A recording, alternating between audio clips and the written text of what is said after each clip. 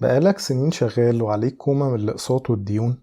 بتبص حواليك وتلاقي أغلب الناس حتى اللي دخلهم عالي مخرجوش من الطبقة المتوسطة أو لسه عايشين تحت رحمة الوظيفة.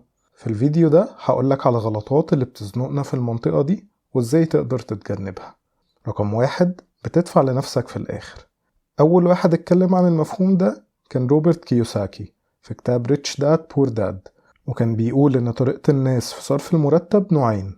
النوع الأول الناس الفقيرة، دول أول ما المرتب ما بينزل تروح تدفع الإيجار، الفواتير، الاشتراكات، ولو فضل حاجة في الآخر تبقى تحوشها، وغالبا طبعا ما بيتبقاش حاجة أصلا.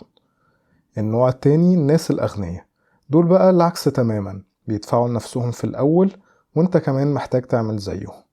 أول ما مرتبك بينزل تحوش على الأقل 10% فورا، تحطهم في حساب توفير وتعتبرهم زي أي فاتورة لازم تدفع.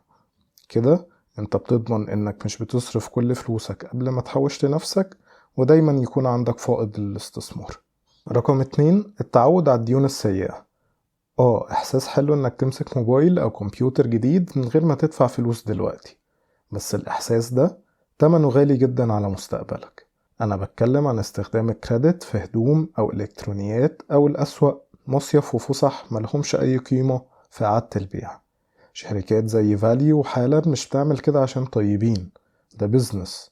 هم عارفين ان الناس بتغلط في الفلوس، فبيسهلوا عليك تشتري حاجة مش قادر على تمنها، وبعد كده تتأخر في القسط. الفوايد تشتغل ممكن توصل لأكتر من 30%، غير الغرامات والتأخيرات. نموذج شغلهم قايم على كده. الحل، لو مش قادر تشتري الحاجة كاش يبقى ما تشتريهاش بالدين. النقطة التالتة، تعطيل الفايدة المركبة. في الأمثلة اللي فاتت اتكلمنا عن غلطات دفع الفايدة المركبة، لكن لو انت ذكي هتكون انت اللي بتستقبلها، سواء عن طريق الاستثمار في أدوات قليلة المخاطر زي الشهادات وأذون الخزانة، أو بدرجة مخاطر أعلى زي البورصة أو المشاريع. في كل الأحوال الغلط الشائع هنا إنك أول ما تكون كونت شوية مكاسب محترمة تقوم ساحبهم على طول.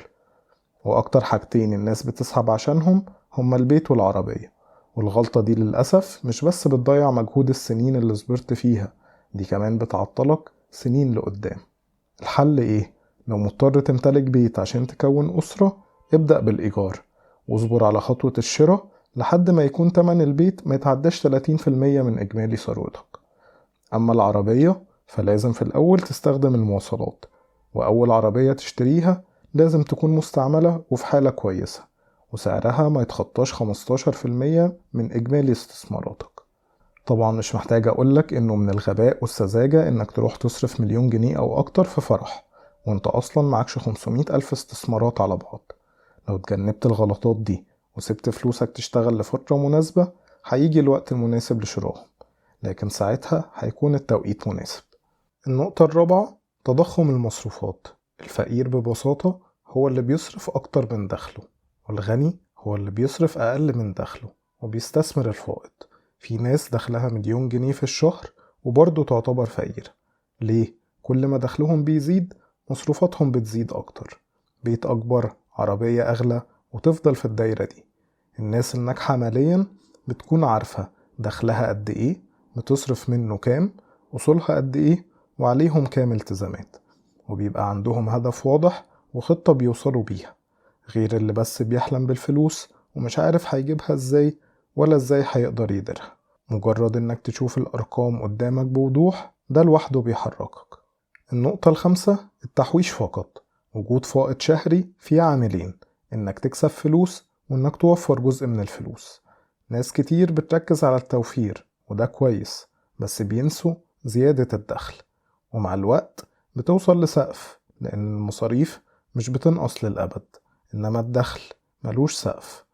إنك تاخد أكل من البيت وتقلل القهوة الغالية ده أكيد شيء كويس، بس لو ده خلاك تنسى فرصك في زيادة الدخل يبقى بتضعف من فرصك في الوصول للثروة. فكر في الموضوع زي الجنينة، مش كفاية إنك تشيل الحشائش الضارة، لازم كمان تزرع وتسقي وتتعرض للشمس.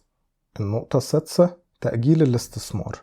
حاسس إنك كبرت في السن، ما عندكش خبرة أو معرفة كفاية، الفلوس اللي محوشها قليلة، انسى الكلام ده وابدأ فورا.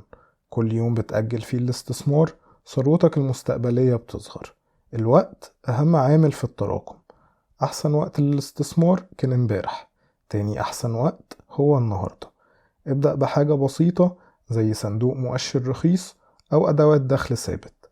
المهم إنك تبدأ وتستمر. بعد كده مع الوقت هتكتسب الخبرة والمعرفة المطلوبين عشان تقدر تنوع في استثماراتك وتقلل من نسبة المخاطر. النقطة السابعة: المقارنات.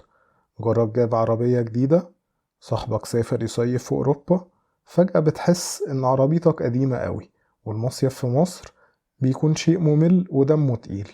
المقارنات دي دايرة ما بتخلص، ولو ما وقفتهاش عمرك ما هتقدر تعمل فلوس. الخلاصة ايه؟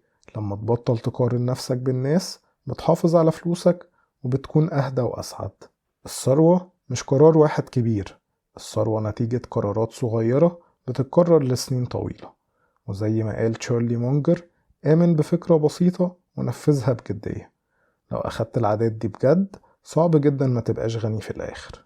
شاركونا في التعليقات بآرائكم وأسئلتكم، ولو عجبكم الكلام دوسوا لايك واعملوا سبسكرايب في القناة. شكرا ليكم على المتابعة، واشوفكم في الحلقة الجاية.